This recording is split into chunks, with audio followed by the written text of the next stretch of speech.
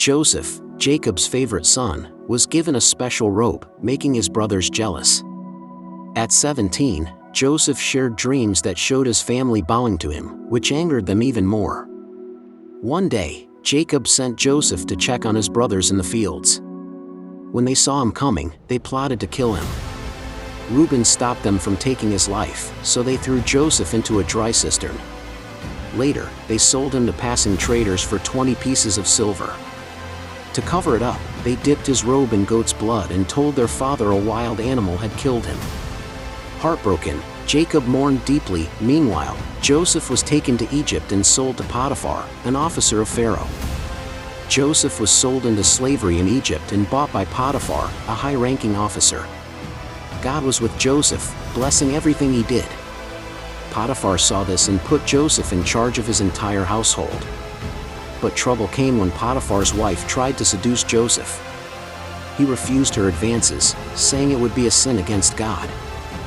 One day, she grabbed him, and he ran away, leaving his cloak behind. She used it to falsely accuse him of assault. Potiphar believed her and had Joseph thrown into prison. Yet even in prison, God was with Joseph, showing him favor and giving him success. The warden eventually put Joseph in charge of the entire prison. Once again, everything Joseph touched prospered. In a turn of events inside an Egyptian prison, Joseph, a Hebrew wrongly imprisoned, encounters two of Pharaoh's officials, the chief cupbearer and the chief baker. Both had offended Pharaoh and were thrown into the same prison where Joseph was held. One night, both men had troubling dreams. The next morning, Joseph noticed their distress and asked what was wrong. They explained their dreams, but no one could interpret them. Joseph responded with faith, saying, "Interpreting dreams is God's business. Tell me your dreams." The cupbearer went first. He dreamed of a grapevine with 3 branches that budded, blossomed, and produced grapes.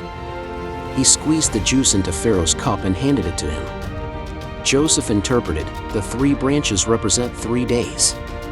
In 3 days, Pharaoh will restore you to your position.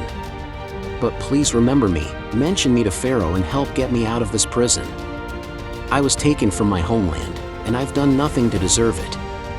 Encouraged by the cupbearer's good news, the baker shared his dream. He saw 3 baskets of pastries on his head. In the top basket were all kinds of baked goods for Pharaoh, but birds came and ate them. Joseph told him, the 3 baskets also mean 3 days. But in 3 days, Pharaoh will have you executed. Your body will be impaled, and birds will eat your flesh. 3 days later, it was Pharaoh's birthday. Joseph remained in prison, still waiting for justice. This story highlights Joseph's unwavering faith in God, even in hardship. His ability to interpret dreams wasn't from human wisdom, it came from God. Though forgotten by man, Joseph was not forgotten by God. His moment of elevation was still coming.